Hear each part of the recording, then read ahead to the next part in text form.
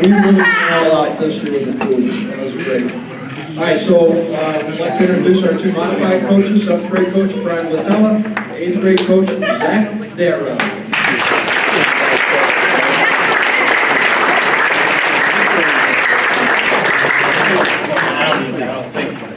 You guys can let me know if you think I need the mic. I'm going to go without it. Just to start. Good. Thanks, guys.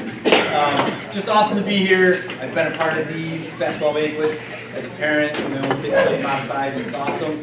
Really unique thing to have your modified players sitting down with your JV and varsity players. You just have the whole program together. It kind of raises the stakes of what's possible for the modified kids. Awesome being able to come back to the coaching basketball at Hamilton with this group of 7th and 8th graders, Coach Darrell, who I think I coached at one point. So. But it was awesome. And so I think the first thing, we just have to be fortunate and very thankful really about the start that our modified players get through the Hamilton hoops. And so just a wonderful job that Tara does and Taylor Jackson helping out and doing the coaching. I mean, it's just unbelievable the group of players we get and the skill level they have when they come to us. It's just a great thing that we have. And I know Matt helps out a little bit also. So just to have those people, Zach coaching the groups, whatever he can, it just gives us a leg up and a step forward really when they come to us as 7th and 8th graders. You can tell the knowledge they have already on simple things, pick and rolls, backdoor cuts, ball handling. It's just really awesome. I'll keep it as short as possible because this is really about the seniors on the varsity team and Coach Blackford this year. So our season was really remarkable, 11-3, awesome year. I think if we stay healthy and Coach doesn't have Drew's senior night on the same day that we have a game with friends, those 3 losses probably are wins. But it was just a great season. So 7th graders, can you just stand up so we can just recognize you as a team?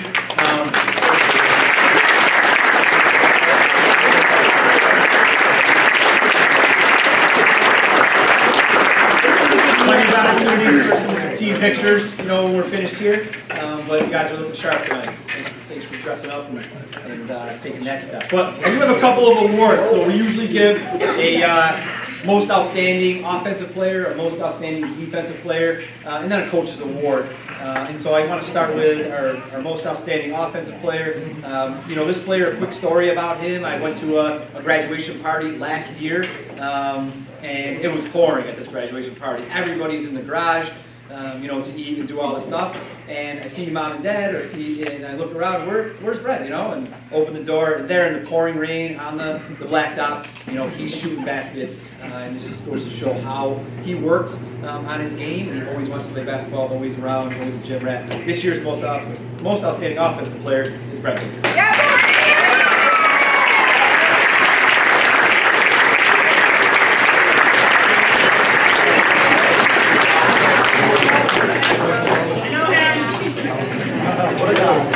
I did want to mention that our numbers in the modified program are large, right? We have 16 7th graders.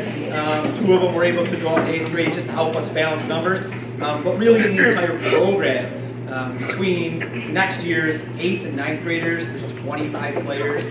Coming back, JV varsity, there's like another 14. You have 39 players that will be coming back to play the basketball program. So, that just tells you don't put the basketball away right now and pick it back up again, come basketball season. You got some competition, you got some work cut out, so put the work in the off season. Most outstanding defensive player, I think really this could be both offensive and defensive players. Could have switched a little bit, but this player we always asked to guard the other team's best player. Even if he didn't want to, I made him, and he did an awesome job. He really shutting down the other team's best player in many occasions. This year's most outstanding defensive player for 7th grade is Charlie.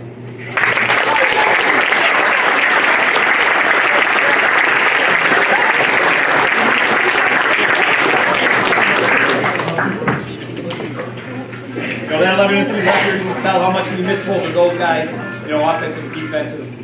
Charlie goes ahead and tries to do, I don't know, what you try to do with a 780 at Steve Club or something. Broke the collarbone. And so then you give an award that's also, it's called the Coach's Award, but it really, I like to call it the Little Things Award because, you have your player that's scoring your baskets, you have your player that's playing outstanding defense, But there's these players that just do all the little things. They're setting the screens, they're boxing out and getting the rebounds, they're diving on the floor for the ball, they're cutting to the basket when there's like 4.9 seconds on an out of bounds 5-second call to get the ball laid up with the left hand. They're working hard in practice, they're motivating other players to work hard. They're just doing all the little things, and there's really no separation between these two players. I could have tried to figure out which one, should win this award, but I had to go with both of these players because they do all the little things. I think both on the court and off the court. Thomas Jackson and Louis Child.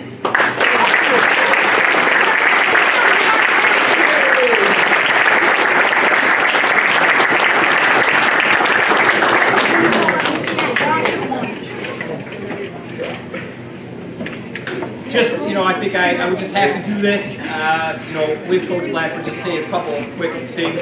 I've known Coach Blackford for a really, really long time, believe it or not. I started back in 1991 when I was just a freshman myself. His Hamilton basketball team beat my brother's basketball team in sectionals. And then the next year, Donald Foyle came into town, and I'm on JV. We're playing our games at Cody University because they can't fit us in. And then, I was the opposing point guard for the next 2 years in 94, 95 against Coach Blackford. And even though I think our teams were probably better then that I played on, he always beat us at least once each year just because of that coaching acumen and the work that he did during the game to make adjustments. Then, 6 or 7 years later, I got hired at Hamilton in 2001, and there's a modified job opening. So I'm able to coach 8th grade basketball for Coach Blackford. That year, they went to the sectional finals against Faith Heritage. I was able to come up and sit on the bench with him and just get that early understanding of coaching at the varsity level. He's made a packet for our players that he'll talk about. I still have my original 2001 packet. I think he created like the 50 best drills of high school basketball at Hamilton, and I used those all through coaching JV and modified, going back to modified, and now coming back again. Just the knowledge and the work that he puts in, unbelievable. When he left Hamilton to take over as AA Fayetteville Manlius, he'd call us up and have us come up. Then as younger teachers to scrimmage against those guys in the summer, and I remember going and playing in the gym at Fayetteville Manlius, playing against your high school teams there. Pretty amazing. I continued to follow him as he was doing great things at Fayetteville Manlius, leading them to the sectional finals. He was following me, and I still have a pretty touching letter that he wrote to me after some soccer wins and things like that. Just the things that I learned from him. So. Really a mentor in the coaching field for me, and I think that you're seeing the type of stuff that he's able to do, bring back to the program. It's not just when he's here, but the legacy that he's leaving and kind of the roots that he continues to build will take the modified kids to those levels as they get up to JV varsity. So, congratulations on all the success, Coach. It's been amazing to be your friend and to be able to learn a lot of stuff through coaching from you. Appreciate all that.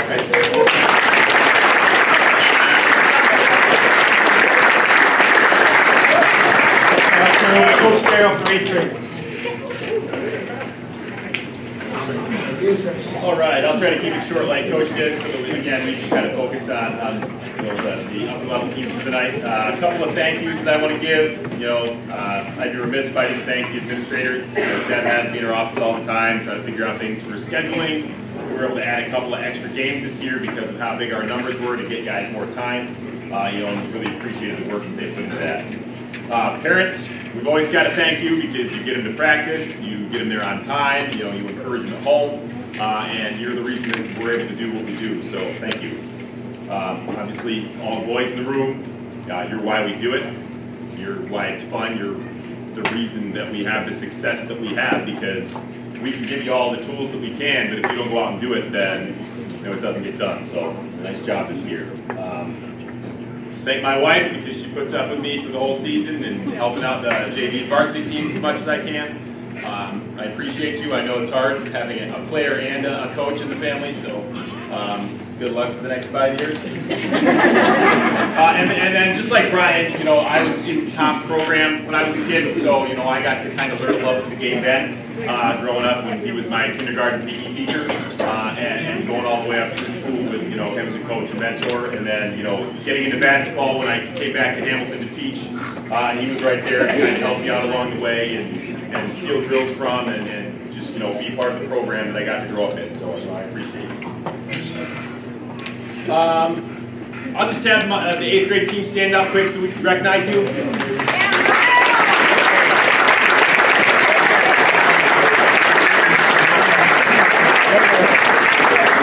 not having these here, but we've got Reese Mosier, Julia Smith is not here, Nolan Dunlay, Ryan Houck, Braden Nagel, Alex Tumath, Isaac Alfonso, Noah Harris, Liam Darrow, Alex Oni, and Miles Brodell.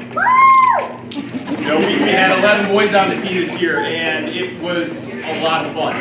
Okay, we were 11-3 on the season, just like the 7th grade team. We ran into a couple of tough games here and there with Waterville and Canastota, but the mark that I see is the improvement over the course of the season. And these guys, when you can come back and really beat a team pretty badly that beat you early in the year, that shows that you're getting better. It shows that you're learning. And these guys really did that. We made it our mission to play great defense and learn how to run in transition because that defense can create easy points for us. You know, and that was really our focus to try to prepare them to be able to do the things that they can do at the next level. We were able to hold our opponents to 23 points a game. I'm a math guy, so you're not getting out of here without the numbers. And we were able to score 34 a game, which doesn't sound like a lot, but in a modified game, being able to score 34 is pretty solid. You know, we had some games where we pushed 50, and you know, that's testament to how hard they worked in practice for us every day because we did ask a lot. We do have some team awards too, so I'll kind of go through those like Coach did. I'm also going to do, you know, most outstanding offense and defense, and then a couple other awards that I like to give each year. I'm going to start with the most outstanding defense award. Our defense really changed when Alex came back from his fractured ankle.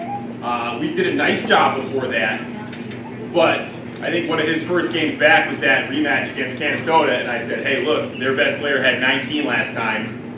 You're going to hold him under 8, and I think he held him to 4 by just playing physically and blocking a lot of shots. You know, I can remember the first 2 minutes of a game, I forget which team it was towards the end of the season, I think he had 4 blocks in 2 possessions. You know, and between him and Isaac, it was just block shots all over the place. So, you know, the way he was able to control the paint and play with the physicality and not foul a lot at the end of the season was really important, and we're excited to see what he can do.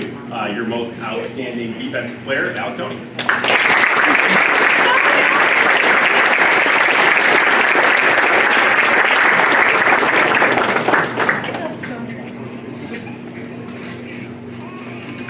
All right, we're going to do most outstanding offense next.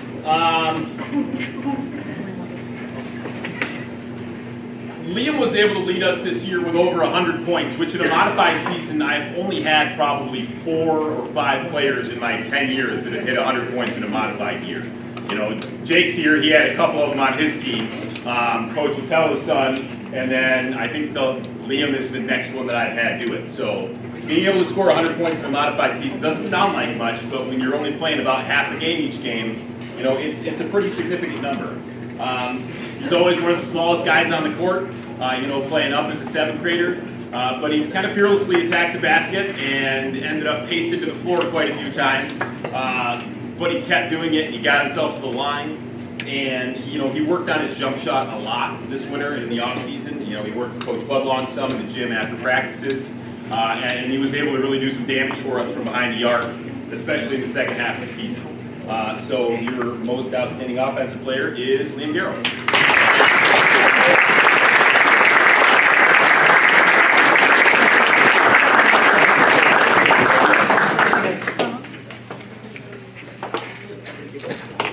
My next award, I like to do a most improved award. And the lens that I looked at it through this year is kind of this player's modified career. It's 2 years, but it's still his career. Last year, I think it was one of the first times he'd ever played basketball. He was really raw, but he was a great defender.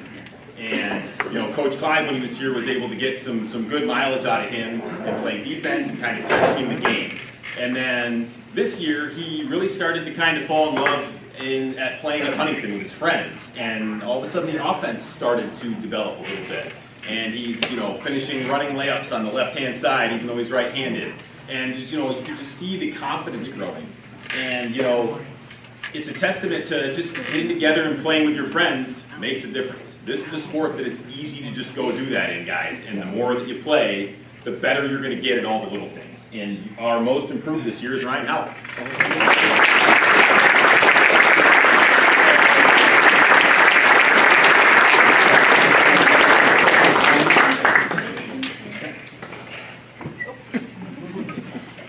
My last award is going to be the Coach's Award. This is kind of that catch-all for that kid that is just completely selfless in everything that he does for the team. Before the first game, we were really looking at 6 guys that were starters for us, and he came up and said, Coach, I volunteer to be the guy that sits. I'm okay with it. I can handle that. And I said, no, Isaac, you're going to start. He does all the little things really well, but he makes his teammates better. He showed up every day, ready to work, never in a bad mood, he never took a play off, and I will definitely spend the next 8 months trying to get him to keep lacing up those basketball shoes instead of skates. Isaac Alfonso is your Coach's Award.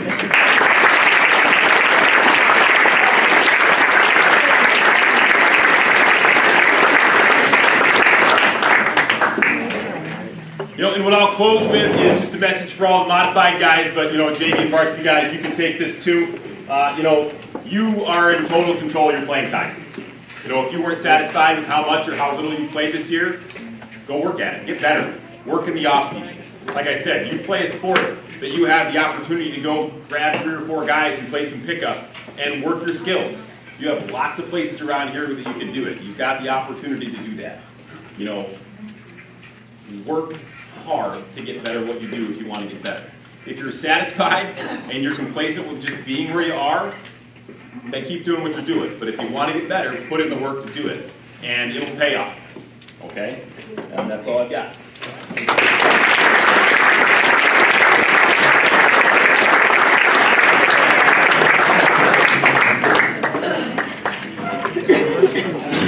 He's already up here, but I'll introduce. Hey, Coach Jakeway for the JV team.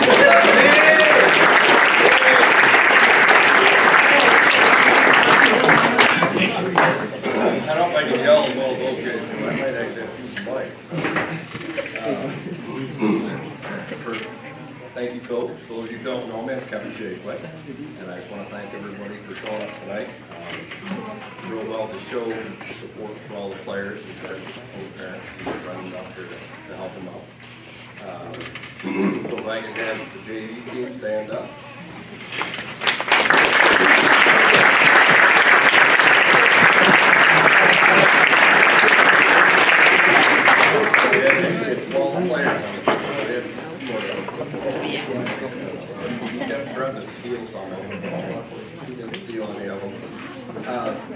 We ended up our season at 15-5. Very impressive with these guys.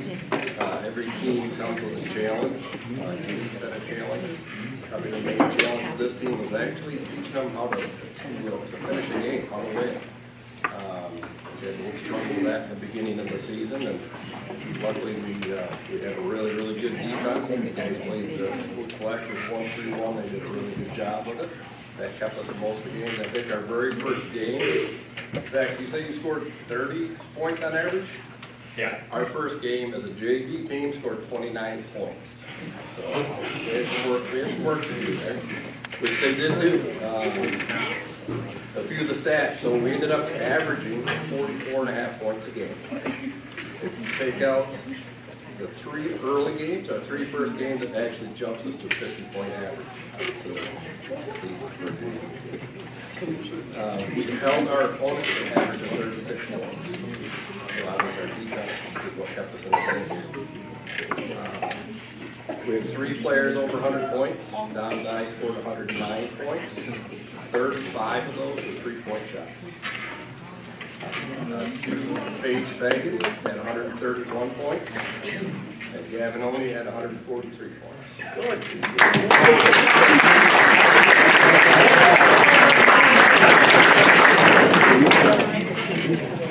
This team also likes to stress their coaches out.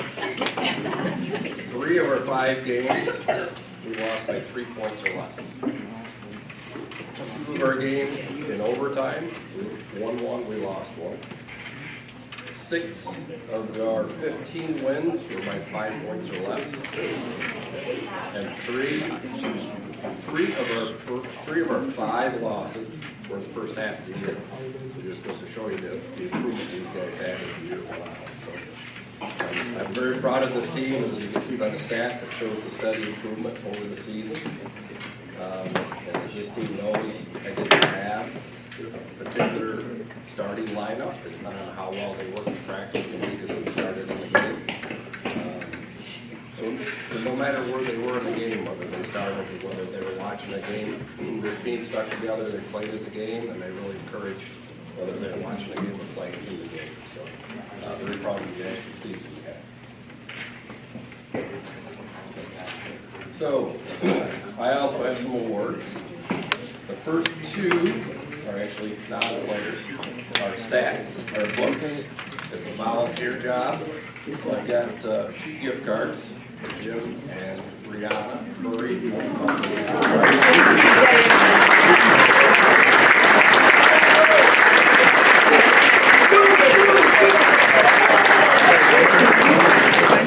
These gift cards are for Duncan, but I didn't need a new pass.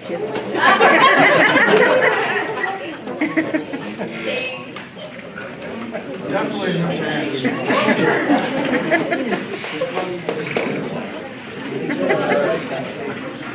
We got a couple of awards here to give out. All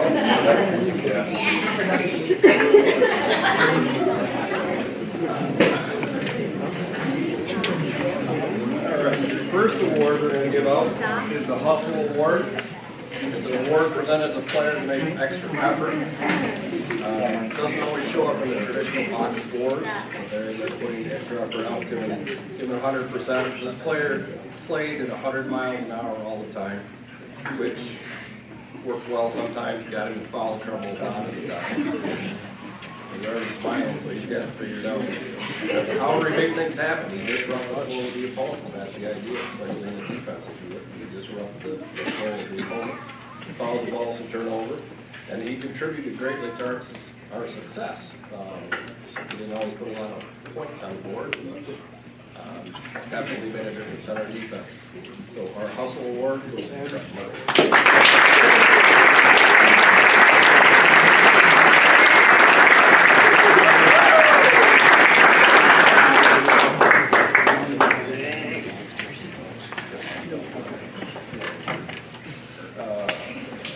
Next is most improved player.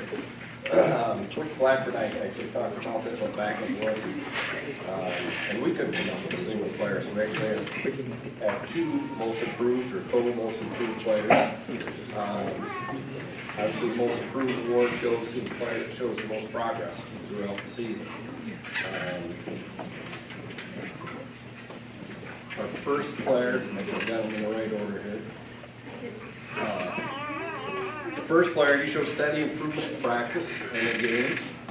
He just, as I said, steadily improved game to game to game. He's very, very coachable. Which means we'd give him something to work on. He would work on it. You could see the improvement in the next practice. You could see the improvement in the next game. He went from not starting to being a starter towards the end of the season. And as he played, one of Coach Blackford's favorite things is basketball IQ. He seemed to pick up more basketball IQ. And definitely contributed to our success. So our first most improved player is Hank Kyle.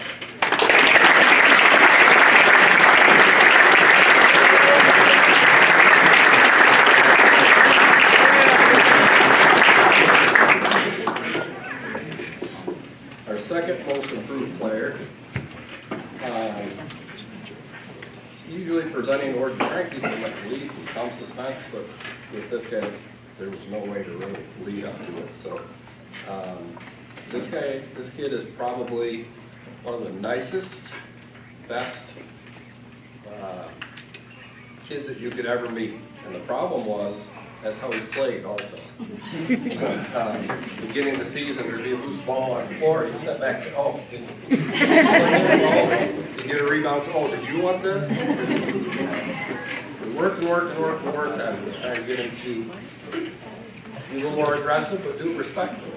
So the next step was to get in and mix things up, which he did. He said, if you knock the player down, you always help him up. But the problem was he wouldn't wait for the play then. If you knock the player down, the play's still going on, he'd be over there helping the player.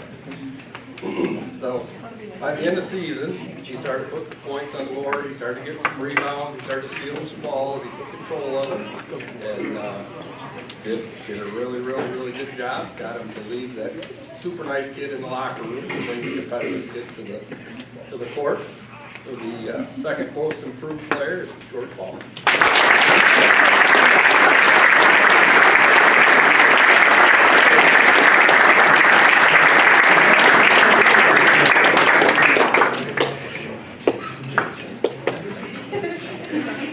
Our defensive player of the year, unfortunately he couldn't be here today.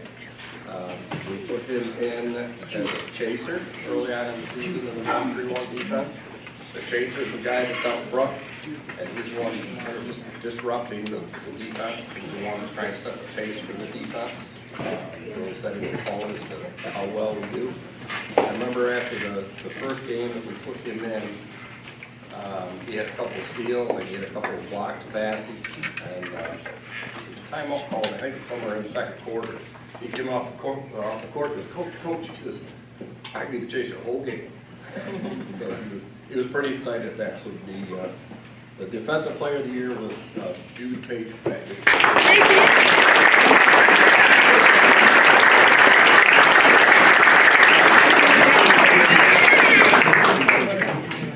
Next is our MVP player. It's the player that made the most significant and impactful contribution to the team's success. And this player, right from day one, he was involved in practices, he was involved in keeping the team up, he was involved in directing the team. He was instrumental both on the floor, directing our offense, and he had the anchor responsibility on our 1-3-1 defense. He had to cover from sideline to sideline. And for the most part, he had the ability to stay relatively calm. A couple of times I had to grab a hold of him and tell him to breathe, but he did a good job. He was our point guard, so he did a very good job of running our offensive, keeping us in the game. And as I said earlier, he scored 109 points for the season, 35 of them are 3 points, and our MVP of the season is Tom Dye.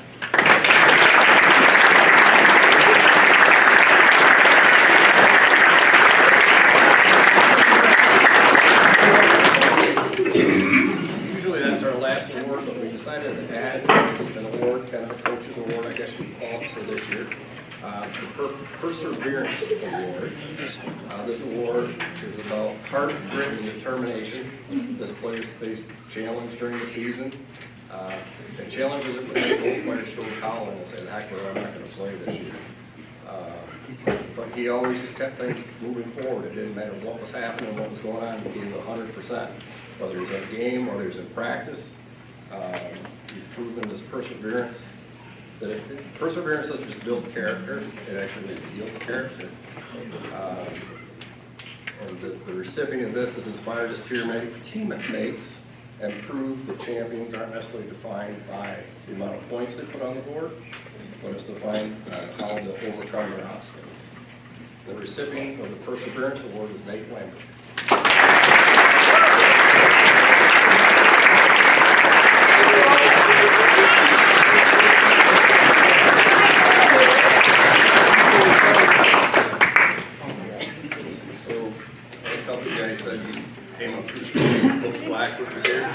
I was here when Coach Blackwood came. How old I am? How old I am? So I was junior in high school until Coach Blackwood came. Coach Blackwood, so you got here, you were 0-0, right? Yes, I was. Didn't take too long to get my first game. 43 years is amazing. You and I were just talking not too long ago. Section 3 coaches decided that cross section 3 will average about 4 years. Probably the coaches that are coaching now. So for somebody to coach for 43 years is impressive, to say the least. And a few things I know about Coach Blackwood. Been inducted into the Hall of Fame. He is the winningest coach in Section 3 and ranked number 3rd all-time winning coach in New York State. Correct. Very, very impressive. So from me, I would just like to thank you for coaching me, mentoring me, things that you taught me as a coach, things that you taught me as a head. I appreciate every minute.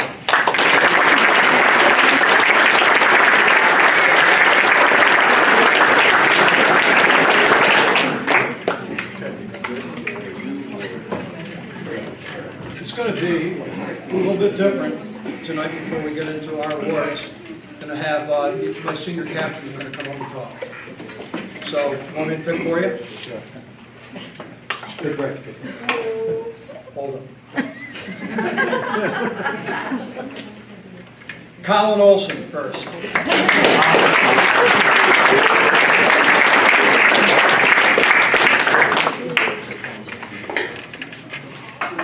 I think if there's one thing that playing under Coach Blackford has taught me, other than all the basketball drills, how to do the pivots, how to shoot the shot, I think it's relationships.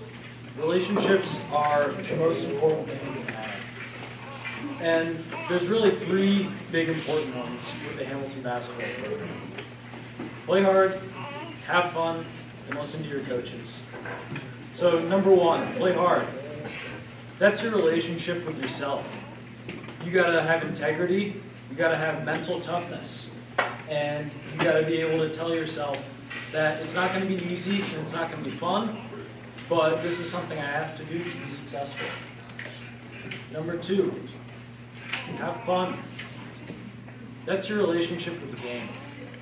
You have to be able to put yourself in front of that basketball and say, this is what I'm going to do, this is why I'm going to do it, and here's how we're going to move ahead.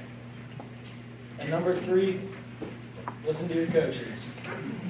That's probably the most important one. It's your coaches who are going to make you better, who are going to help you grow as a person and as a player, and it's probably the most important thing you can do is have a good relationship with your coach. And I think those 3 things are not just unique to basketball, but really anything you can do. School, going to college, going to work. I think you can find those 3 relationships in everything you do, and I think they can help you with your entire life. Thank you, guys.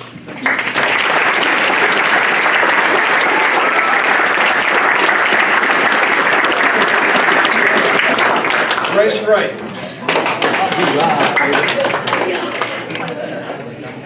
I know I'm going to match that speech right there. I got some thank yous to say.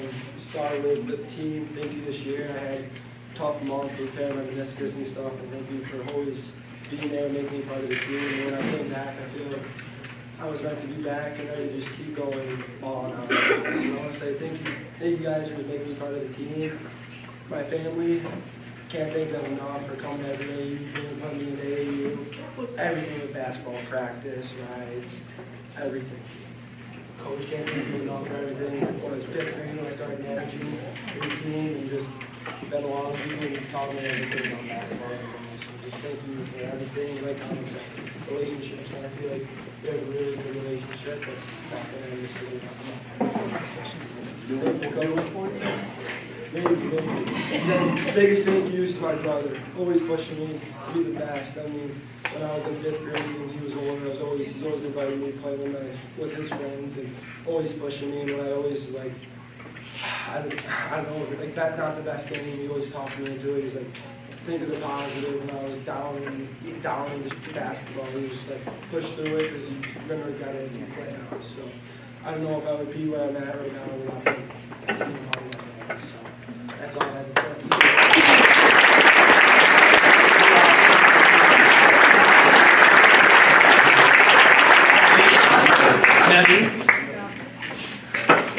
Oh, you're going to read off the phone? Nice. All right, first I want to thank my teammates, coaches, family, and friends for the support throughout the season. For my teammates, the journey has been unforgettable from Saturday morning practices to late night games. We push ourselves, lift each other up, and created memories that will last a lifetime. Basketball has taught us more than just a game. It's taught us discipline, teamwork, and resilience. As seniors, although our time on the court has come to an end, the lessons and friendships that we've built will carry on forever. To the underclassmen, the time you spend together with your friends and teammates is invaluable and goes by way too fast. Don't take it for granted. So thank you all for this amazing ride.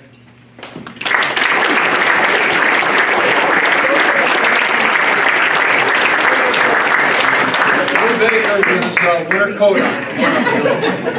I gotta stand on my shirt from the tacos.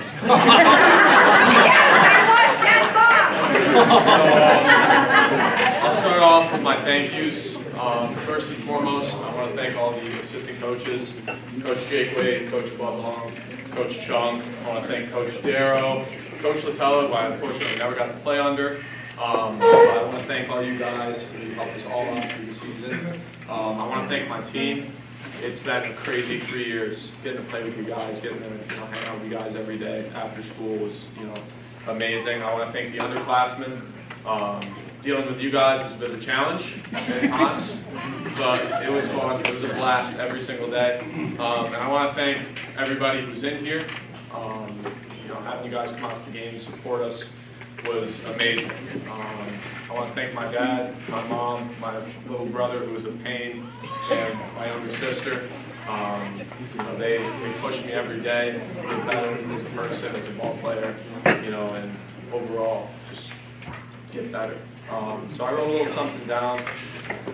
Back when the senior class was in 5th grade, we had no idea what was ahead of us. My dad and Coach Freeth here introduced us to the game. We couldn't shoot a basketball, we couldn't make a layup, but they worked with us. They laid the foundation, they built the basics, and they set us on our path. It was a time where we would go into the elementary gym. We'd play for 45 minutes and then head out. Our games certainly weren't much better, but even at those games, whether it was in the stands or standing off to the side, there was a guy in a tracksuit and goggles watching us play. Coach was there. After Optimist came modified.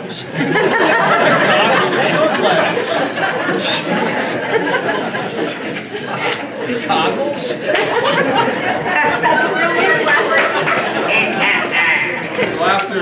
So after Optimist, Hamilton Hoops, modified basketball started, and Coach Darrow and Coach Howe, who I don't think is here, prepared us for JV. These were the guys who started to shape us into real ball players.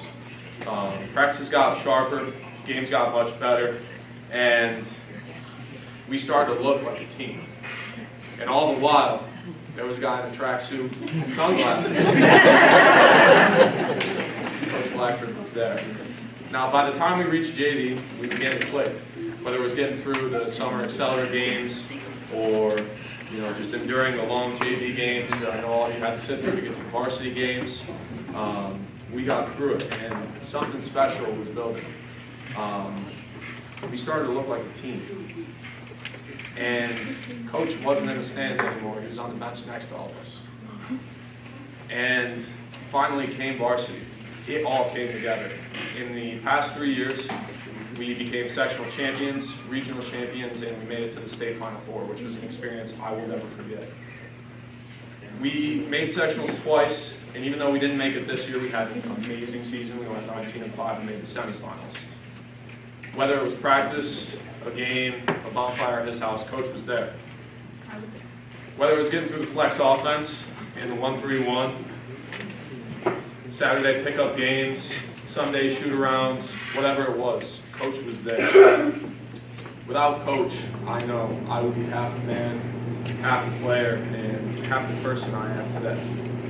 And I'll say this, in an interview with the Syracuse.com reporter, I was asked to talk about Coach Blackford and my experience with him. And I could really only find one sentence to describe him. And that was, there's never going to be another coach like Coach. So with that being said, I want to say thank you, Coach, for everything you've done.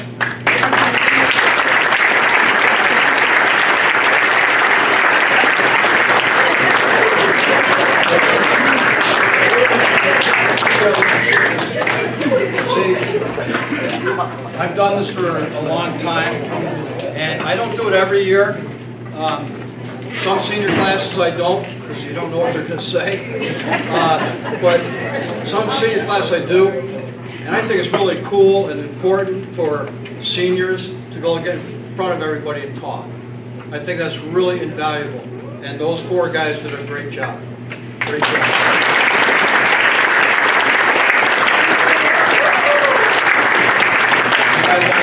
Coaches, are you? Yeah, you'll be last.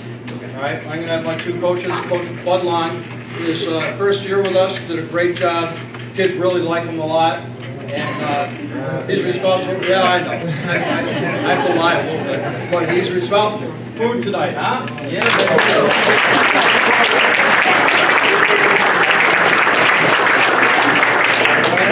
I'm Coach Sen. For all you guys that don't know me, I'm Coach Basketball Banquet. I grew up in Hamilton. I lived here until I was a freshman, and then I moved away to Batavia. I think Coach was gone before I got the chance to play for him. But I'm Batavia. I play for a coach who has over 500 wins. That being able to assist with Coach Flagford, that's over 700 wins.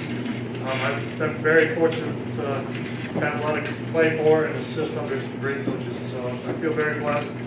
I just want to say thank you. When I texted you to ask if I could help, you just welcomed me with open arms. Coach Jake, Chris, Zach, everybody's just been great, making me feel like family again, being back in the community. So it's something I'm really appreciative of.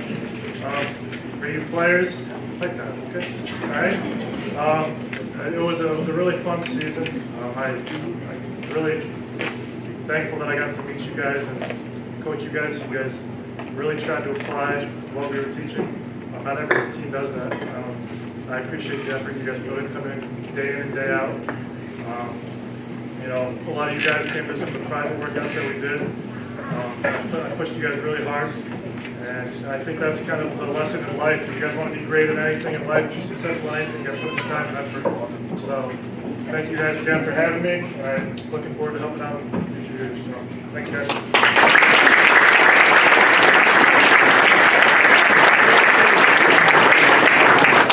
Coach Marcellus, who was my manager back in the day, and then he watched his brother play for me back in the day. His brother started for me for 3 years, sophomore, junior, senior year, and was an all-state point guard, left-handed point guard.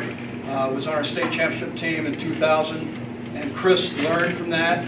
And then Chris's freshman year was his brother's senior year, and his brother talked me into bringing Chris up as a freshman. Chris was the same. Yeah, you did. Well, Chris was the same size as a freshman as he is today, so he's a pretty big guy the freshman year. And then I went to FN, and then Chris went to Herkimer Community College and finished his high school career, went to Herkimer Community College, and we never lost touch. And then his dad started helping me out, and then you know, before his dad passed away, Chris started helping me out, and Lois and Chris's sister Kelly, and we're family. And that's what we are. We're family. And I couldn't be prouder of Chris Marcellus for what he's done and just being a part of our basketball program. So Chris Marcellus.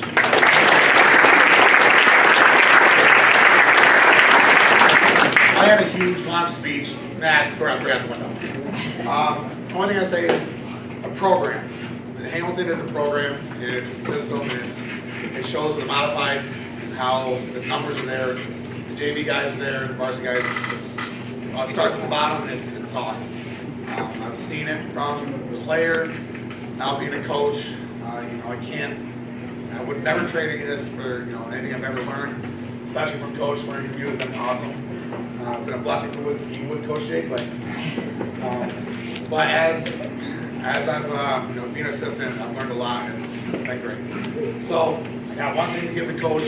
Some guys will submit, but a lot of people haven't. But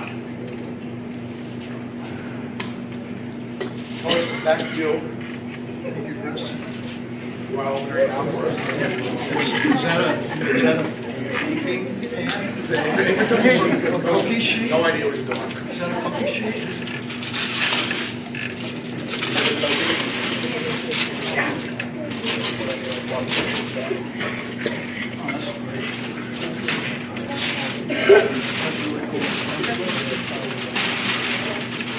So it's just a sign of all coaching records, stats, everything right on for a heck of a coaching career.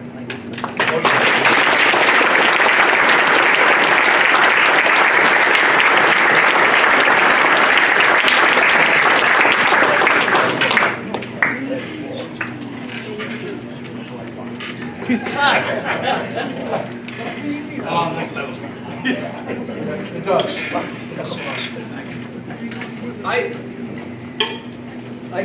I'm not embarrassed, but I always try to make about our basketball program, always. And I do make it about playing hard, having fun, and building relationships, and listening to your coaches. I'm going to be a little selfish tonight. I'm going to enjoy making a little bit about myself, because I've done it for 43 years. I've got a connection that some of you might know and some of you might not know. He's here. He works for Dawn LaFrance. He's her right-hand man in the counseling office. He's done a great job. But we've been friends since 2002 when I went to Fayetteville Manlius. And he hooked on with me as a manager, and then he hooked on with me when he went to Quinnipiac University. Then he came back and he was on my staff. So we've been really close friends. It's not like a father-son thing, but it's sort of like that. It's like a mentoring thing. He just got married last summer, and they're having their first baby. An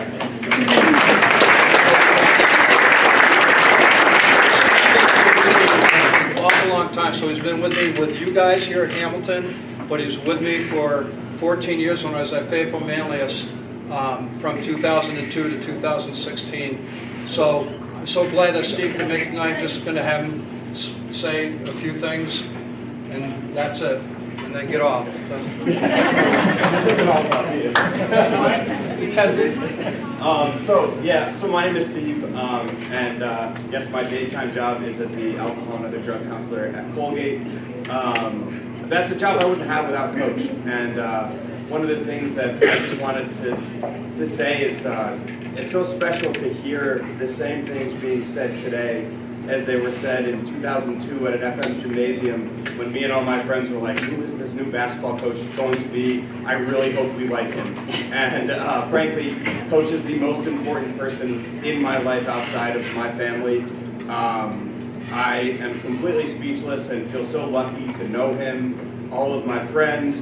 We still go to his games. They text me all winter long. How's the team doing? How is the team doing? How is the team doing? And it does really just come down to that relationship thing. That is something that he taught me. I feel like I carried that with me to college, but I will tell you that the relationships you develop in college are not like the ones you develop in high school. I had a very special college relationship with my coaches, but there is nothing quite like the relationship that I have with Coach. And like to see Jake here from those teams, it's the same thing that all of your classmates were saying. I hope you are all, as 7th graders to the seniors, I hope you're all friends for the rest of your life. I did somehow convince somebody to marry me, and in that wedding, 3 of the people in my party were basketball teammates. And I hope that you all have that same special relationship with each other and with Coach. I always am talking to him. A lot of the foundations to my therapy practice are the things that Coach taught me about, like treating everybody the same and being kind. And I just really hope that you all have had this as such a special experience. From afar, it really seems like you have, and I'm so thankful for that. And thanks for giving me this brief opportunity. Coach, thank you for, well, like more than half of my life. And there's nothing I can really say to thank you for 23 years of mentorship and dealing with me and all my idiot friends, I guess. But I just so thank you to the Hamilton community. This is a special place, and my wife and I look forward to spending our lives here and watching a lot of other Hamilton basketball wins. So thank you so much. Have a great rest of your day.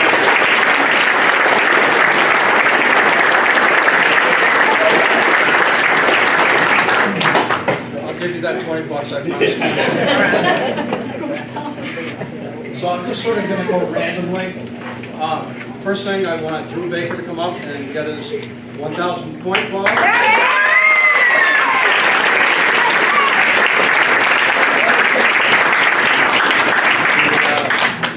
He scored 1,000 points against Tully. And then he ended up in his career with 1,070 points. And, you know, Coach Lang would know this. For guards get to shoot three-pointers, and Drew hit three-pointers. He hit 35 threes in his career, but he got most of his points inside that area that a lot of people have never been in before as basketball players, called the paint, because a lot of guys like go from this three-point arc to that three-point arc and don't go inside there, and he did. The other thing about Drew that you might not know is that he was a 75% free throw shooter, which is pretty impressive. So 1,000 points for Drew Baker.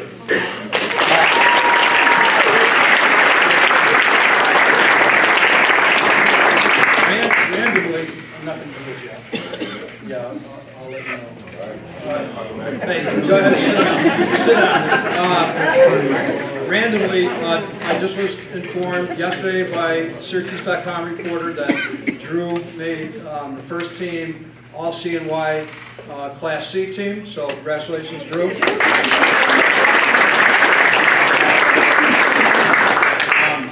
This is our all-star team.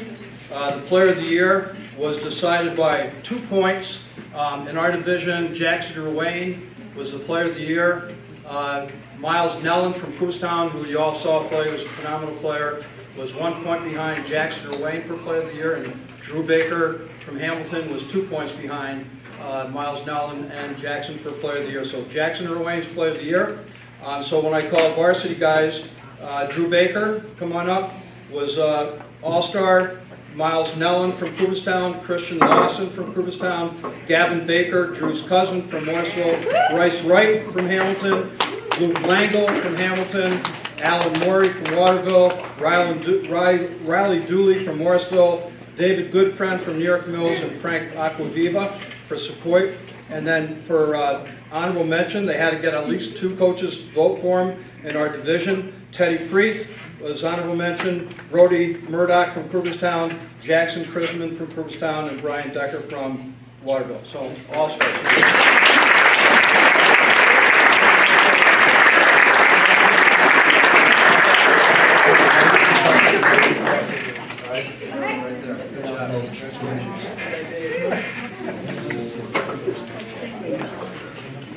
Just sort of random things. So in Section 3, there are 100 schools in Section 3. AAA schools down to D.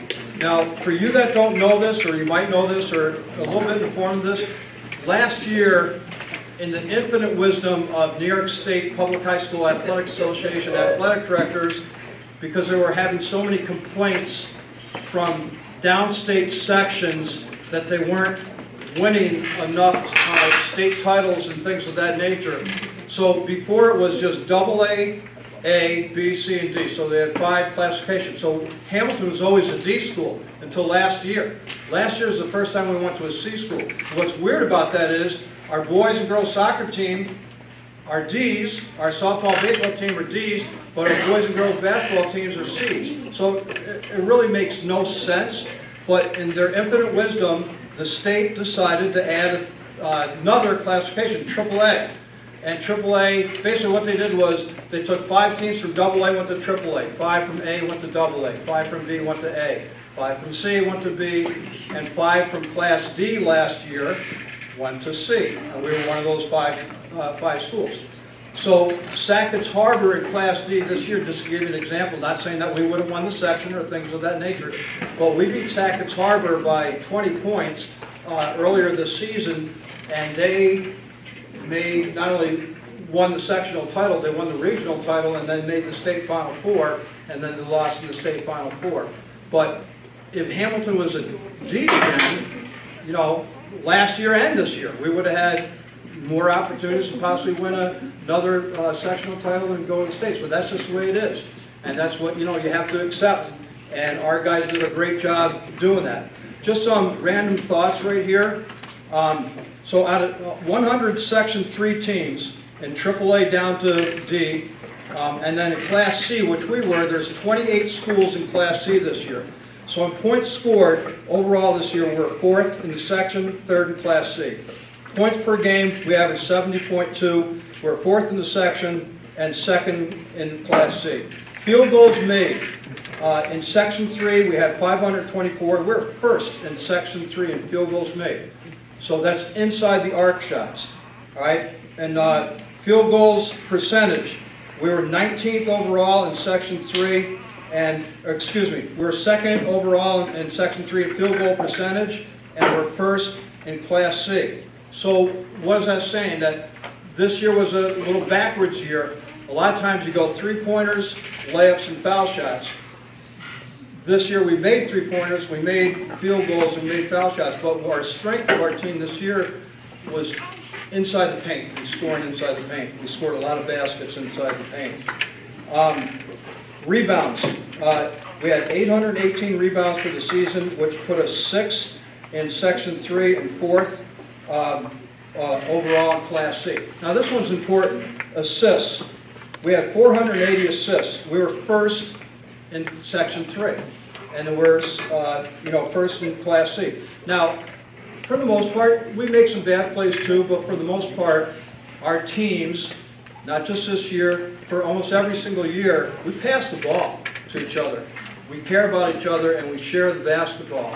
And that makes our teams successful. It makes a team a team. We have 5 guys this year on our varsity team that average double figures. That's the first time in my coaching. I'd have to go back, but I don't think I had any other season. I know I had a couple seasons I had 4 guys average doubles, but we had 5 guys average doubles this year. We were first in steals. Why we were first in steals? Because of our 1-3-1, honestly. We got a lot of steals in the 1-3-1. And then we're first in Class C in steals. And then block shots, we had 110 block shots, and we were 5th in Section 3 and 3rd in Class C. Now individually, I won't go through all these, but just individually, in field goals made, Drew had 186. He was 4th in Section 3, 2nd in Class C. Caleb had 102. He was 37th in Section 3 and 16th in Class C. Rebounds, Drew had 253. He was 5th in Section 3, 2nd in Class C. Teddy Freeth had 117 rebounds. He was 93rd in Section 3 and 29th in Class C. Now you're going 93rd in Section 3. That's not really good. Yes, it is, because Section 3, there's 100 teams, and you've got to figure that there's 10 kids on each team. So that's out of 1,000 players. So that's where you got to get in perspective. In assists, Luke had 122. He was 8th overall in Section 3 and 4th in Class C. Teddy was 100 assists. He had 18th in Section 3, 7th in Class C. Bryce, although he missed 8 games, he had 73 assists. He was 50th in Section 3 and 20th in Class C. Steals, Teddy had 106. He was 2nd in Section 3. He was 2nd in Class C. Luke had 65. He was 20th in Section 3, 8th in Class C. Caleb had 57 steals. He was 34th in Section 3, 15th in Class C. Levi had 49 steals. He was 47th in Section 3 and 21st in Class C. So team-wise and statistically wise, we're really good. We really did a great job. And these packets, modified guys, we can have your attention for a couple more minutes, right? So quit playing touchy-feely with each other. Right? Pay attention. Don't look that behind you like he's doing it, right? You all are. All right, thank you, right? Yeah. So anyways, before you all leave, I got a packet that I'm reading from right here. It has the history since 1982 of Hamilton basketball. It's really cool. And, you know, any of you adults want that also. You can use it for a bonfire or whatever, but it's actually pretty interesting stuff. So this is interesting career stats for Teddy, for Bryce, Drew, and Colin. So Teddy started as played for me as a sophomore. He played in 73 games. Bryce played in 65 games because he missed 8 of those games this year with his injury. And Drew played in 67 of the games. He missed 5 games his sophomore year and 1 game his junior year. So they played a lot. But listen to their stats combined with Colin, with Drew, Bryce, and Teddy. Colin played for me the last 2 years. So combined, they have 1,300, not 130, not 13, 1,300 rebounds between those guys. That's a lot. They have 600 assists between those guys. That's a lot. They have 45 charges that they've drawn. Most of them to Teddy. Teddy drew the most, but that's a lot. They had 45 charges. They have 2,173 points. That's a lot of points between those four guys, right? They had 577 steals, and they had 250 block shots between four players. So that tells you they've been involved in our basketball program for the last 3 years, heavily involved. And as a coach, you know, I know that sometimes you might not think I'm very smart, but I'm smarter than I look a little bit. And so I utilize those guys. And I make it about our team, but I also know to play to your strengths. And we play to our strengths. Again, I don't want to make this about me. I'm going to get into our awards in a second. But these are just some of the... I coached 943 games in my career. That's a lot of games, 943. I've been to I've scouted probably 1,000 games in my career. Probably 25 a season for 43 straight years. So let me tell you some things that have changed. The three-point shot came in 1987, and our first guy that utilized it, his name was Steve Lenhart. And Steve, his sophomore year, hit 67 threes his sophomore year. And then he hit 63 his junior year, 50-something his senior year. He ended up with like 174 threes in three seasons. I had a kid at Faithful Manlius that played for us. He played for me for 4 years, and he ended up with 205 threes in his 4-year career. That's a lot of threes. So that came in. Do you know, my first year coaching, they had no shot clock. So in 1982, it means if we have the ball, we cross half court, you don't have to shoot it for the rest of the quarter. You can try, and key word is try, because it's a heck of a lot harder than you think it is to hold the ball without turning it over, because someone's going to turn it over on either the other team or our team. So you cross half court, you can dribble and pass and cut, dribble, pass and cut, take 3 minutes off the clock without scoring. It's 0-0. And then that got to be terrible. So finally, in about 1985 was the first year they put in the shot clock. You know what the shot clock was in 1985? 45 seconds. And 45 seconds took forever. There was never a shot clock violation. So then they put it down to 35. In my opinion, I'd like to see the high school boys go down to 30 seconds. I think that would be a great rule change, because those extra 5 seconds, honestly, don't make a difference. I mean, they do, but they don't. I mean, you watch the NCAA games, almost every game goes down to the last 5, 4, 3, 2, 1. And then they run a high ball screen or some kind of a play and stuff like that. But I'd like to see that in high school. The other thing I'd like to see in high school, which the girls do, is call timeout in the 4th quarter, and you could advance the ball from the baseline and you could advance it over half court. That would be a great rule change. The other rule change that's happened 2 years ago was they did it, New York State in their infinite wisdom wanted to make the guys and the girls game more similar. So the boys adopted the girls 5 team fouls in each quarter, and you shoot 2 shots instead of shooting 1-1. So it used to be you had to get 7 team fouls, and then that's the first time you go to the foul line and you shoot a 1-1.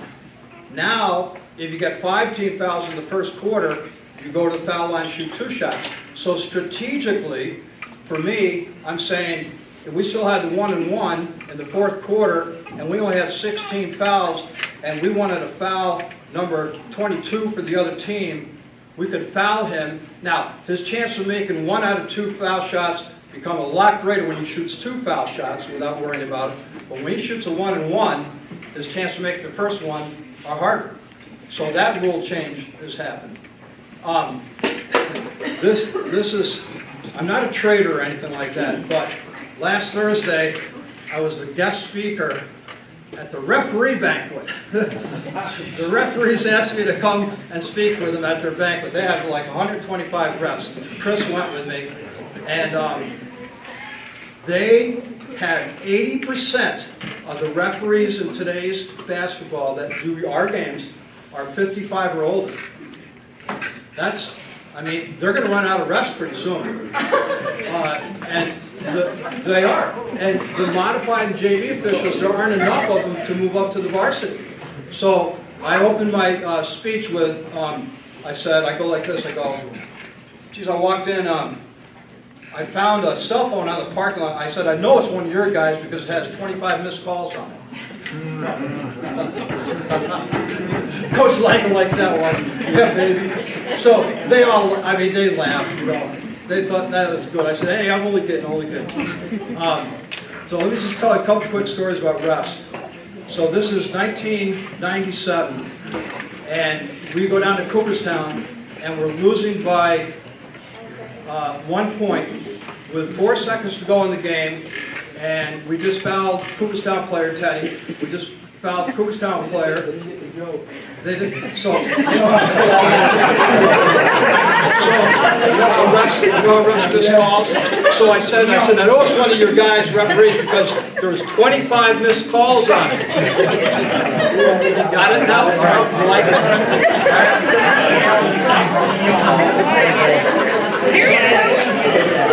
There's 4 seconds to go in the game at Cooperstown. I have 2 great officials. They're really, personally, they're great friends of mine. Terry Pastor and Billy Davis. Anyways, so Cooperstown kid, we fouled him with 4 seconds to go, and he goes to the foul line, and they're up 1 point. He's shooting a 2-shot foul. So he goes up, clanks his first one. So I called timeout to ice him. And then I told my players, I said, just make sure that you box out and grab the rebound. Okay, coach, we will. So he missed the second one. Of course, my guys did box out. And the ball came right back to the same kid, the shooter. So there's 4 seconds left. All you had to do is hold the ball or dribble back, and the clock would run out. Guess what he did? He shot it. That's just great. So he shoots it, and he misses it. My kid, his name's Jimmy Craley. Jimmy gets a rebound, defensive rebound, backs to our basket, and he turns and throws it. Guess what he did? He didn't make it. Are you kidding me? Jesus, he didn't make it, but he got fouled. So I argued, as the referees actually called the foul, I argued with both referees as they're coming down. And finally, the one guy goes, I'll tell you what he said, but I go, that's a 3-point shot attempt. I said, he's shooting it from behind the quote arc. He's 85 feet from behind the arc. But that's a 3. No, Blackie. He goes, you're crying like a baby. He goes, no, that's not a 3-point shot. We're going to give him a 1-and-1. So my JV coach, Dave Ryan, that's when you had to bring your basketballs to the opposing court. You couldn't borrow their balls during the warm-ups. You had to use your own. So they're all behind our bench, and I go to Dave. I said, you know, pack up the balls. We're out of here. And this is before my kid goes to foul line, Jimmy Crowley. He was 4 for 17 going to that shot. So chance of him making are slim enough. Anyways, these 3 little kids come out of the bleachers. There's no time on the clock. So I'm asking the referees, I said, will you get those kids from behind the baseline, get them off the baseline? And the 3 little kids are looking at Jimmy, they're sticking their tongue out, they're waving and stuff like that. I go, they're not allowed to do that. Oh, he's got to deal with the pressure, coach. So anyways, Jimmy swishes, first one, swish, second one, win by 1. Yeah, good coach. Good coach. I mean, one of the best games, and I know, did anyone go up and watch our game? This, I know a lot of you will show your age. You weren't even born then. So, don't raise your hand. It's the 2000, we won in triple overtime at Lions Falls. So, a couple of you went up to that game. That was probably the best high school game I've ever been affiliated with or ever seen.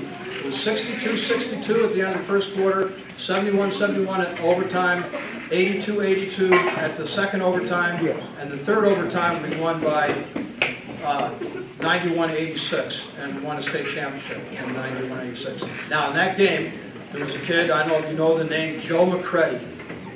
Marilyn is his mom. Marilyn and Bob, they're great people. Anyways, Joe McCready, we're in playoffs right now. We're in the state championship game, and he hadn't played in about a month because I was playing our top 8 guys, and he was close. He was like our 9th guy. And so he hadn't played a whole month through sectionals. And we won our first sectional game, second, third, fourth, won our regional game, won the state semifinal, and then we're in the state championship game playing. And we fouled out our 3rd kid. So now he had to go in. And Dave Ryan looks at me, he's my JV coach, well, what are you going to do? I said, Joe's got to go in. He goes, are you kidding me? He can't go in. I said, Dave, there's no one else to put in. He's got to go in. So his brother, sophomore brother, Sean Marcel, so this is the third overtime. It's 86-86. And Joe goes in, and Sean passed it to him within like 7 seconds coming into the game. He hadn't played a month. Guess what Joe did? He shot it. Coach, he was open. He shot it. He was open, wide open. I wonder why, because they had a scouting report on Joe McCray and played him on. Anyways, so he shoots it. He misses the whole basket, rim, backboard, but it goes right to our best player, one of our best players, Luke Graham. And Luke catches it like he's shot. He catches it. He puts it back in, scores, makes a foul shot, three-point play. So this is a true story. So Maryland snapshotted Joe's perfect form of his air ball shot, and they life-sized it into a cardboard cutout, and he took it to college with him, and he told everybody at the game when it shot. You can't make this. So every season is different. Like these are memories. Like Drew was talking about, Teddy and Bryce and Colin about the memories and stuff. I've had memories since 1982, and though I don't know what I'm going to do with myself, to be honest with you. I'm worried. I don't know what I'm going to do. I just bought a new truck 2 days ago, so I'm going through my childhood stage again. But I don't know what I'm going to do. I've been coaching my whole life. So just tell you a couple things. These are not to pat myself on the back, but this is realistic. This is history. So we've won 17 league championships, 6 sectional titles, 6 regional truck titles, 6 trips to the New York State Championships. We won in 93, 94. I mean, we went 93, 94, 97, 2000, 2001, 2022. We were state champs in 1994 and 2000. Do you know that I won a state championship at Fayetteville Manlius? We won a state championship at Fayetteville Manlius. You know what it was? The academic state championship. I mean, those kids were so smart at FM, and they had a 96.38 GPA. For at that time, you had to have 10 kids on the team. You weren't on that team, right? But we won the New York State. Like, we had a big ceremony and stuff. I go, this ain't like winning the basketball state championship, but it was the academic state championship. So I actually had 3 state championships. But we've had 2 New York State Players of the Year, Donald Boyle and Luke Graham. I've been fortunate enough to coach 33 All-State players. We've been fortunate enough to coach 9 1,000-point scorers. Had 34 winning seasons. At Hamilton, over the last 29 years, our varsity averages 16 wins a season, which is, when you're playing 20 games, it's pretty amazing. You think consistency to do that every single year. I've played against 100 different schools in my coaching career, from our section, from the Albany Section 2, from Binghamton Section 4, from Rochester Section 5, from Buffalo Section 6, from up north St. Lawrence Section 10, and right above New York City, Westchester County. We played in 20 different college arenas over the years, Bryce. They have a thing called the Basketball Coaches Association of New York, which I'm a member, and they had a couple things about Hamilton. They called it great teams in Hamilton. 93, 94 were 26-1, and 99, 2000 were 25-2. And then they had dynasty teams from Hamilton. In 1992 to 2001, we were 209 wins and 37 losses, which is, you know, pretty amazing.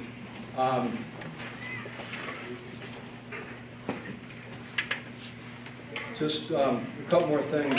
I've always tried to be a mentor to other coaches in our league. We have 23 schools in our league, 23. Division 1 is all the D schools, like Herkimer, Little Falls, Adirondack, Canastota, Clinton. Division 2 is West Canada, Frankfurt, Poland, Renton, Old Forge, Dowdesville, and our division, Hamilton, Morrisville, Westmoreland, Sequoia, Cooperstown, Waterville, Mills. Do you know the longest tenured coach out of 23 schools, besides me, I'm at 43 years, What would you think the longest tenured coach is in high school basketball? 10 years. That's it. 10 years. People don't want to coach more than 10 years. They give up. They give it out. In our division, one coach was his first year. 3 coaches were their second year. 1 coach was their third year. And the longest tenured guy coaching in our league was 7 years. Think about that. 7 years. That's it. I go to games. When I scout, I used to be able to sit anywhere I wanted to, and Chris can attest to this, just be able to sit anywhere you wanted to when you go to a game. In today's society, over the last 8 or 9 years, I can't sit on this side because they're screaming and yelling. They hate the coach, they hate the ref, they hate the players. I can't sit on this side because they hate their coach, they hate the refs, they hate their players. So I find a neutral spot, and here's what I do. I do it purposely to piss off the parents and stuff. I love the refs. I love the refs. As they're running by, making lousy calls, they go, oh, I love the refs. So the point I'm trying to make is, that's changed. I was at a game last year, scouting. Within 30 seconds, there were 6 technical fouls. 6 in 30 seconds. Kid goes into it for a layup, gets taken out to the wall by a really dirty play. Referee tees that kid up. His teammate starts chirping, he tees up. This kid starts chirping, he tees him up. This guard, he tees him up. The 2 coaches on the team who got teed up, they start screaming to the official. Bang, bang. 6 technical fouls within 30 seconds. The kid for the other team went to the foul line, shot 12 consecutive foul shots, and he made 10. He just kept the shirt on line, jump, jump. I'll tell you who the other team is in a second. But, so, the game is awesome. It's still a great game. I love coaching. I wish I could coach you younger guys someday, but sometimes you got to prep. Sometimes just, I've done it for a long time. It's the time to move on. So I want to hand out my awards right now. Hey, Kevin, you can go now.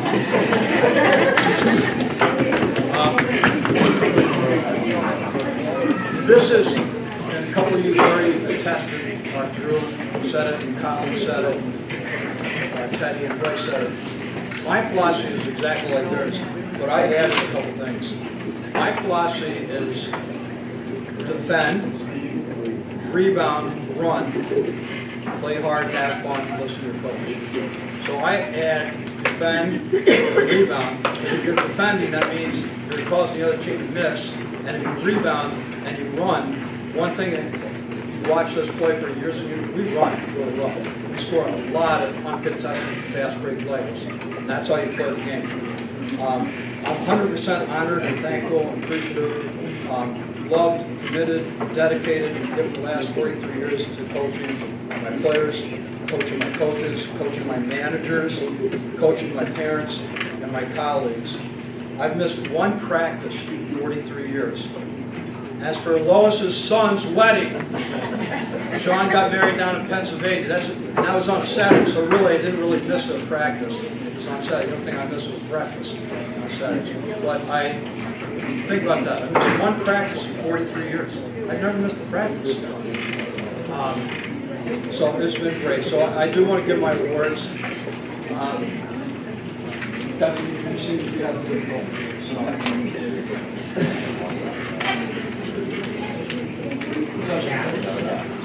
I'm just going to randomly. All right.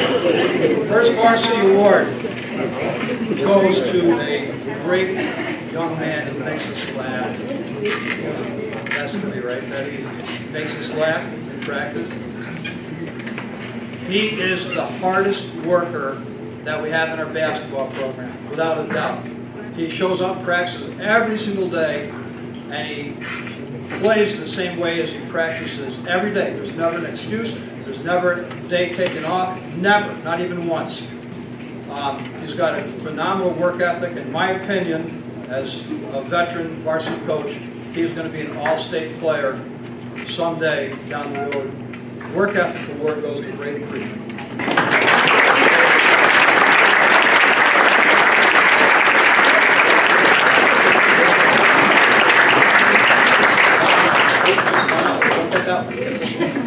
Right.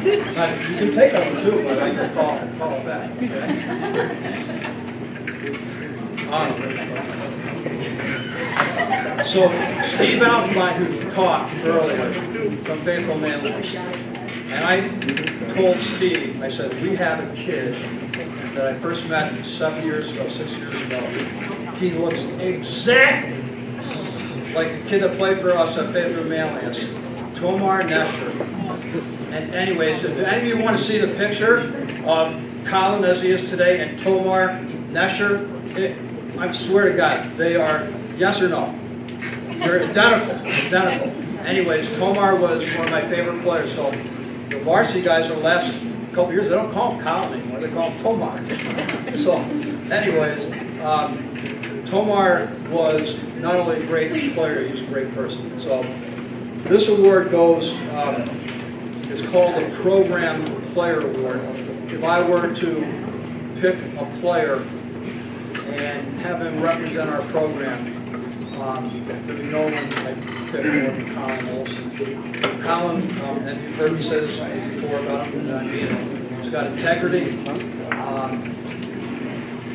he's consistent. If someday it happens that he gets in position to help our country, I'd be more thrilled and no more proud than anyone I've ever coached. That's how I think about you. You're the man, you're the best, you're the legend. So program player goes to Colin also.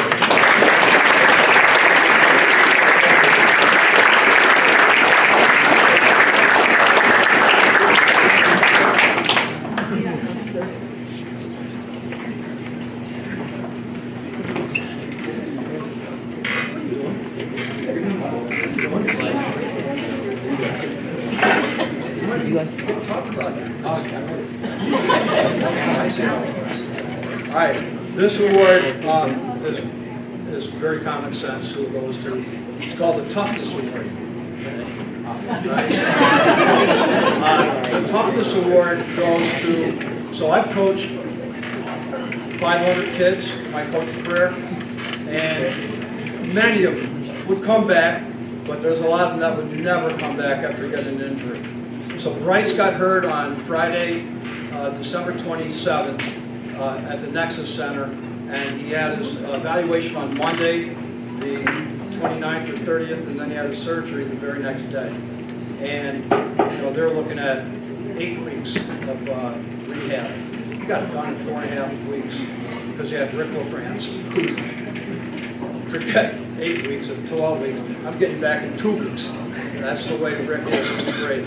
And so Bryce actually had to do all the work, and Bryce missed 8 games. So when Bryce got hurt, we were 6-0. When Bryce got hurt, our next 8 games, we went 4-4. And then after Bryce came back, then we ended up winning 10 of our last 12 games, something like that. So when Bryce was on the floor, we were like really, really good. He was a key player for us. But a lot of guys, Bryce, would not have come back from an injury like that. Not Snowball's chance. They never would have done it like he did. So Toughness Award goes to Bryce Bryce.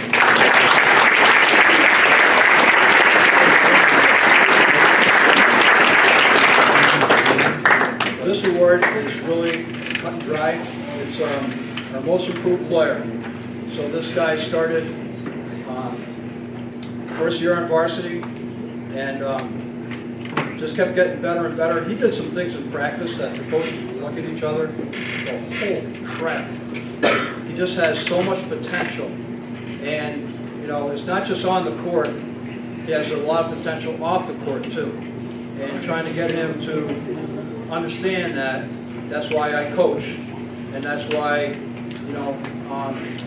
I talk with you all the time about that stuff. But from a basketball perspective, you had a phenomenal sophomore year.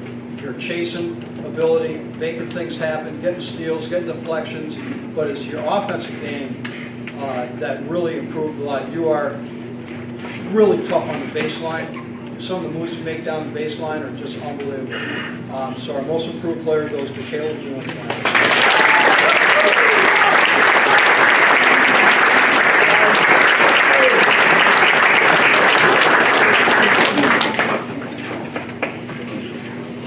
So this, I can't even believe this kid is only a freshman. That's right, I'm talking about. Seriously, it's hard to believe. So Luke played for me last year as an 8th grader, and you know, he had a lot of room for improvement as an 8th grader, but all 8th graders have a lot of room for improvement. But his knowledge of the game is why he played last year on varsity. His basketball IQ is why he played. Plus, he could shoot the ball and get 36 threes last year as an 8th grader. But his improvement from his 8th grade year to his 9th grade year was unbelievable. And one of the reasons is because he grew 4 inches or 5 inches, and he got taller. But by the end of the season, you were doing some things that you couldn't do in the beginning of the season and you couldn't do last year. And it's your short space quickness. You were getting quicker on the floor the last month of your season. I mean, you slow down on the dribble and then you go by, but your short space quickness for a 9th grader was pretty impressive. You got better. You became a playmaker. The problem with playmakers in today's society, Luke, is that they like being playmakers as long as they still can get all the shots up too. And so, and this is another thing that I think has changed in the game of high school basketball. There's very few point guards in today's game. I mean, some of the teams we play, I mean, I wouldn't call the kid from Cooperstown a true point guard. No, he's a combo guard. They want to shoot and pass sometimes, but they want to shoot and score. But Luke Langle, like I said, I think he was 5th in the section and 2nd or 3rd in Class C in assists. He's still an assist guy, and he's a playmaker. And you, without a doubt, I'll miss you very much. Without doubt, you're going to be an all-state player. Luke Langle.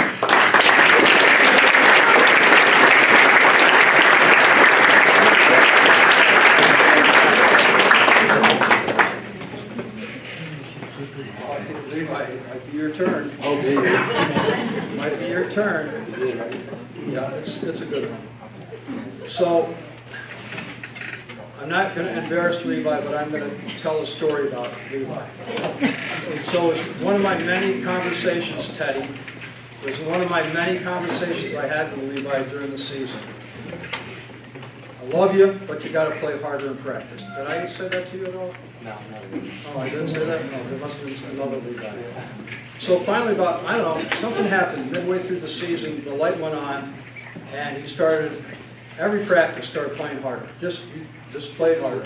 And I made a comment to Levi after one of the practices, and this exact quote I said to him. I said, you know, I really, really appreciate you are trying to do better.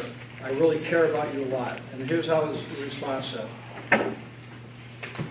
You're the first coach that has really cared about me. I go, what a shame that is. Now, I don't know if you meant it as a varsity coach or as a coach, but yeah, Levi, I do care about you. And yeah, I try to get you to do the things that sometimes you want to do and sometimes you didn't. But there's no mistake. When you went on the floor, whenever it was in the first quarter, because you were tugging on my jacket, it's time for me to go in yet, it's time for me to go in yet, it's time for me to go in yet. As soon as I let you in, you just hustled. You played hard all the time. Just played hard. Now, sometimes you run into the wall. Sometimes you make a pass and hit the lady in the 3rd row. All right? But you hustle. And that's a trait, I think your senior year, you could be a dynamic player. So, Hustle Award goes to Levi Moore's.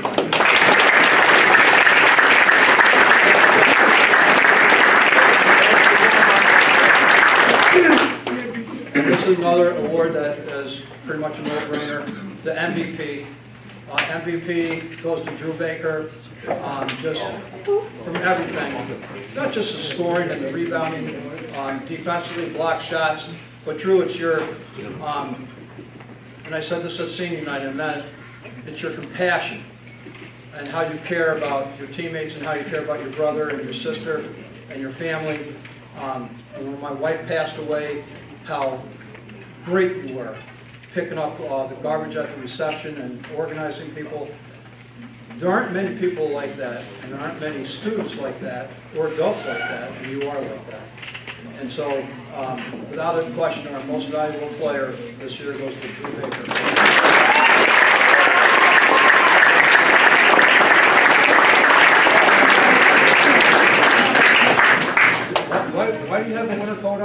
I've got a stain on my shirt.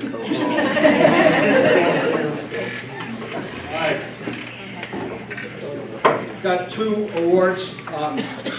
They're in memory of Adam Heck.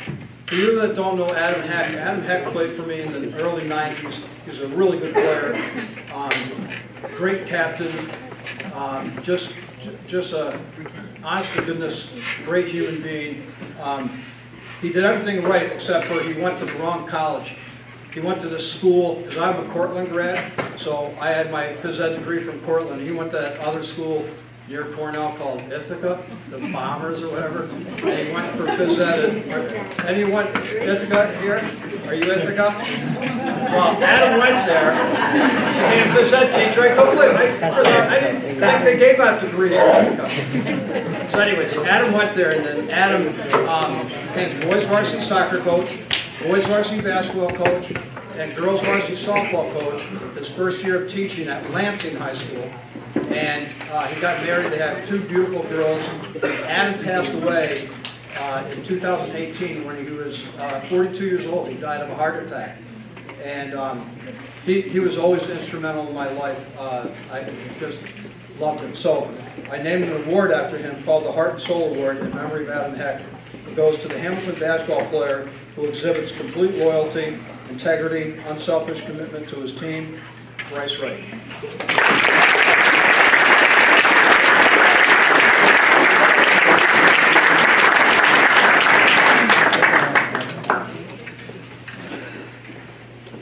And the other award, the Heart and Soul Award in memory of Adam Heck, to the Hamilton basketball player who exhibits complete loyalty, integrity, unselfish commitment to his team, Drew Baker. Yes!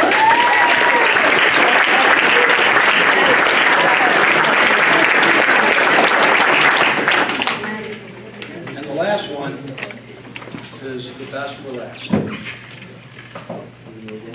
Not you. I'll give it to you next year when I'm not here. I'll give it to you, in my dreams.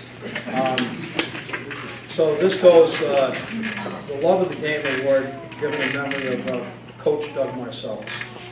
And it couldn't go to a greater kid. It goes to his nephew, Teddy Freeth.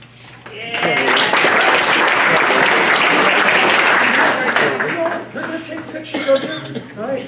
But no, I couldn't be happy to give this award to you in memory of your uncle. He coached with me for 5 years before he passed away, and then Chris, coached with me, and then, Lois, and Sean, and Kelly, they're my family. But it goes, the Love of the Game Award, given in memory of Coach Doug Marcellus, and this says Teddy as in a T. To a Hamilton basketball player who has positive attitude, respects the game, encourages his teammates to play hard, have fun, and listen to your coach. There's no better guy that I can give this award to than Teddy Freeth. Teddy Freeth.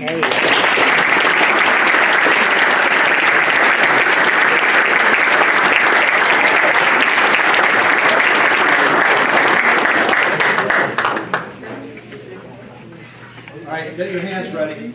Blue blangle. Little keychain. Levi.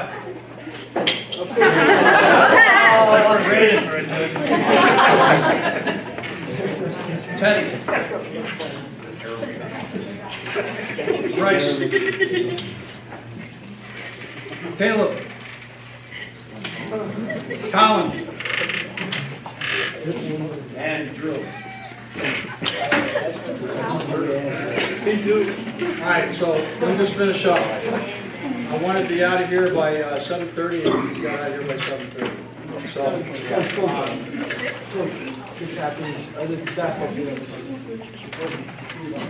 Thanks, Bryce.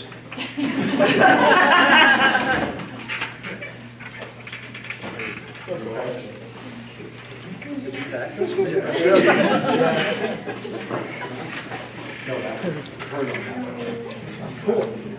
It's like a shooting shirt. Cool. Nice.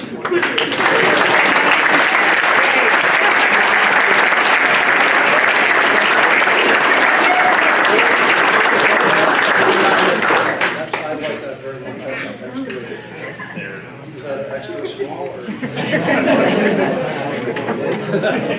Believe I don't ever have to worry about that. Also make a change report, before and after picture. Guess which one you are. Yeah, no, you're correct, you said that right there, right? And I got some thank yous. I'm not going to throw the cards at you, but I'll throw them at you. Listen, I started here in 1982. Dave Deneen was the superintendent. I was down at Golden Valley basketball camp. It was in middle August. I drove up from Sydney, New York, which is where Golden Valley was, and on my way up, every varsity veteran coach at basketball camp called Dave Deneen and said, "You better hire him. You better hire him. You better hire him."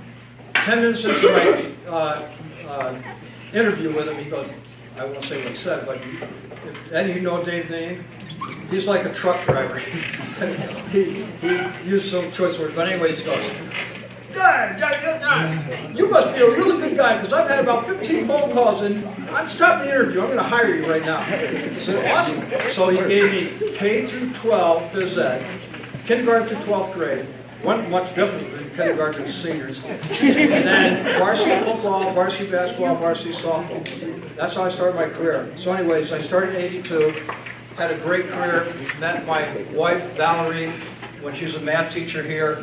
I used to sneak her into it when she's doing lessons and throw things at her, stuff like that, the courtship of her. And we got married in 1989, and one time she was being observed by our superintendent, Tom Casio. And I never saw him, so I went in, and all the students were laughing at me, and she's up there, get out of here, get out of here. I saw Casio right there, I go, "Hi, bye." Anyway, I used to bring her flowers stuff. So we got married in 1989, and then I had an opportunity, because I played softball and flag football and basketball, adult basketball with the superintendent at Fayetteville Manly's. And he said they had a phys ed opening after 20 years here at Hamilton. It was just a perfect opportunity. I went to Fayetteville Manly's. We're playing West Genesee, Liverpool, Corcoran, Henniger, Nottingham, CBA, Ludden, Utica Proctor, all the big schools. It was awesome. Just had a great time. Got to meet Steve and all the friendships I've developed up there and all the friendships I have here. This has been my life for 43 years, coaching 943 games. This is what I've done. And I'm going to really miss all of you very, very much. If any of you have suggestions for me, the leading vote getter right now is be a Walmart greeter. And I said, you can take a Walmart greeter and put with what, Caleb? Be Santa. Huh? Be Santa on Christmas. Be Santa on Christmas? But that's only once a year. I'll give you someone. Well, what am I going to do for the other? Easter Bunny. Anyways, so listen, I love all of you. Thanks for tonight. Tonight was a great night. Before you go, players, 7th graders, 8th graders, 9th graders, sophomores, juniors, and seniors. There are packets right over there. It has, take one, it has the history of Hamilton basketball. They're really cool. Take one of those. And make sure you thank your coaches before you leave. All right. Anyone have any questions at all? Anyone have suggestions at all of what I can do? Sandra? Start making blankets. Make blankets? Make blankets?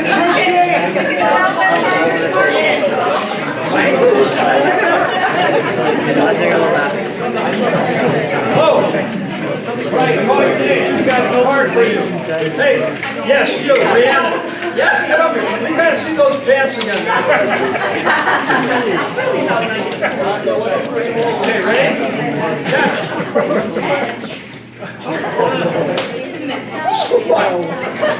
Brent Baker. Even though you did a lousy job, man. You did a lousy job. I'm giving credit because you did still try. Come on, Brad. And by the way, how about Emily and her mom with getting those tables all set up and stuff like that? Got a big round.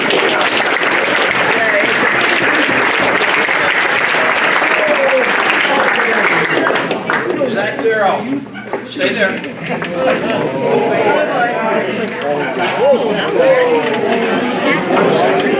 Zach, give this to Brian too.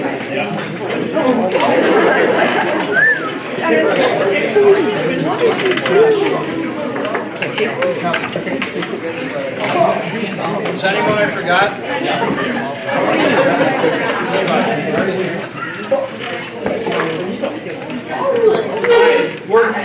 Does anyone want to hear a real quick poem? Yeah, I do. Yeah. Want to hear a poem? Quick poem? Yes.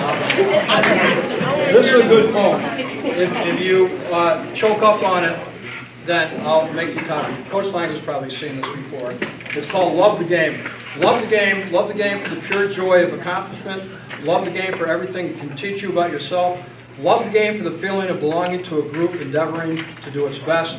Love the game for the challenge of working harder than you ever have at something, and then harder than that. Love the game because it works or takes all team members to give it life. Love the game because at its best, the game tradition will include your contributions. Love the game because you belong to a long line of fine athletes who have loved it. It is now your legacy. Love the game so much that you will pass on your love of the game to another athlete who has seen your dedication, your work, your challenges, your triumphs, and then that athlete will, because of you, love the game.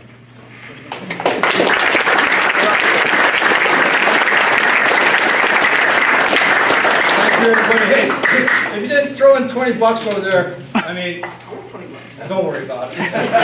All right.